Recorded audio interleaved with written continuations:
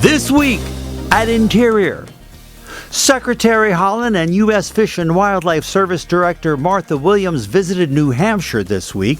The Secretary and Director Williams toured the Fairhill Marsh site outside Portsmouth, where a $2 million investment from President Biden's Investing in America agenda is working to restore salt marshes to benefit at-risk species and increase coastal resilience. Secretary Haaland announced the launch of the department's Salt Marsh Keystone Initiative, a new effort to support Atlantic coastal communities and protect important wildlife habitat in salt marsh ecosystems.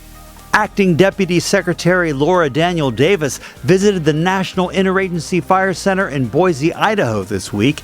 She joined leaders from across the department to announce $138 million in new allocations from the President's Investing in America agenda to help protect communities from the risk of catastrophic wildfires in fiscal year 2024.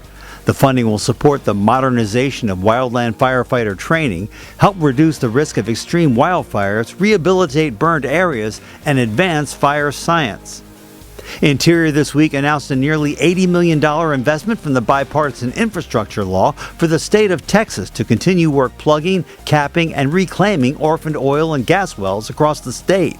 It's the first Phase 1 formula grant awarded since the department announced last July the availability of $660 million for 26 states to clean up legacy pollution sites. These investments will create good-paying union jobs, catalyze economic growth and revitalization, and reduce harmful methane leaks. Interior this week joined the nation to mark National Law Enforcement Appreciation Day.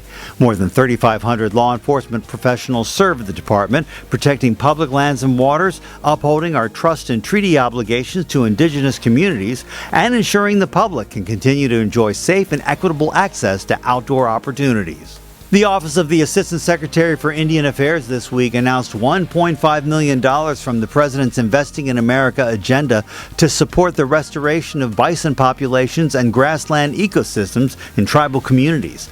The funding will support tribally led initiatives that strengthen bison conservation and expansion, improve management of existing herds, and expand ecosystem restoration efforts in native grassland habitats. The Bureau of Ocean Energy Management this week announced the availability of its draft environmental review of wind energy areas offshore of the U.S. Central Atlantic region. Together, those areas have the potential to support enough offshore wind to power over 2.2 million homes with clean energy. And our social media picture of the week comes to us from Yellowstone National Park, where this red fox isn't camera shy, it's coping with the cold.